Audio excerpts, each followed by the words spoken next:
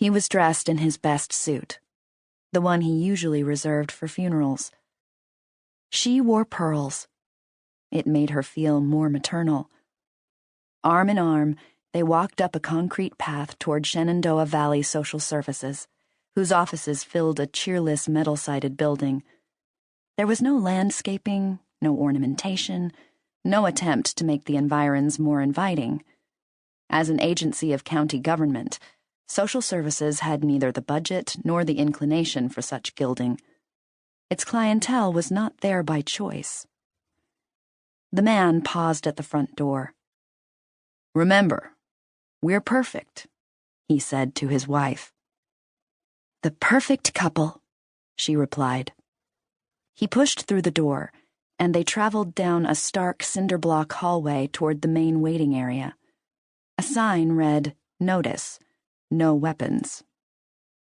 The room they soon entered was ringed with blue imitation leather chairs and stern warnings against food stamp fraud. A smattering of people, all of them luckless enough to be born into multi-generational poverty, looked up and stared. Men in suits and women in pearls were not a common sight here. Ignoring them, the man and woman crossed the room and announced themselves to a receptionist who was bunkered behind a thick chunk of clear plastic.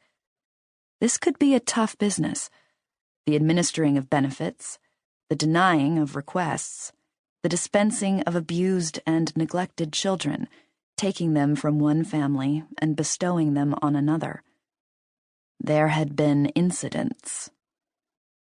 After a minute or so, the man and woman were greeted by the family services specialist who had been assigned to them, a woman with a tight ponytail and square-framed glasses who received them warmly, by name, with hugs and smiles. It was all so different from when they had first met her, about 3 months earlier, when it had been nothing but dry handshakes and justifiable suspicion. Families like this didn't just stumble into Shenandoah Valley Social Services and volunteer to become foster parents. Families like this, who had resources, connections, and that air that suggested they weren't accustomed to waiting for the things they wanted, either went with private adoption agencies or traveled abroad to acquire their babies. Eastern Europe if they wanted a white one, Africa, Asia, or South America if they didn't care. Seriously? The family services specialist wanted to ask them, "What are you doing here?" But then she started talking with them, and they won her over. They told her about the failed efforts to get pregnant, then about the tests that revealed they would never be able to have children of their own. They still wanted a family, though, and they had decided to adopt locally. Why go overseas when there were children in need, right here in their own community? They were just looking for a vessel to receive their love. The family services specialist tried to explain to them there were no guarantees with this route. It might be months or years before a baby became available.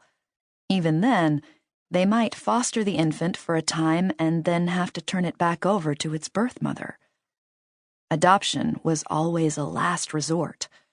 Social services' goal, to say nothing of Virginia statutes, prioritized reunifying children with their biological families. The woman chewed her fingernails when she heard this. The man seemed undeterred. After that initial interview had come the parent orientation meeting, then the training sessions. They had taken notes, asked questions, and generally acted like they were trying to graduate at the top of the class.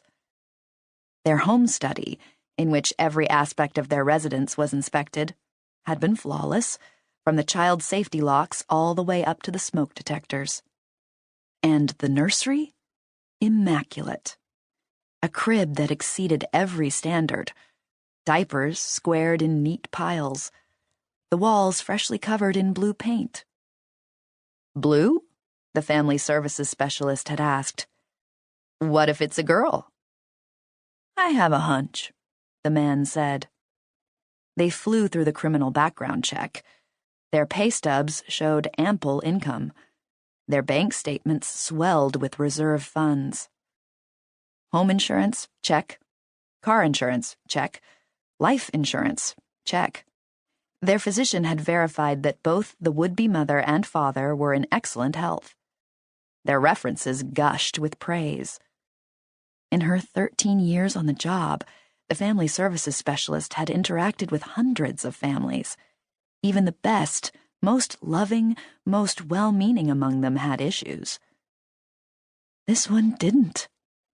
She had never met two people more ready for a child. They were the perfect couple.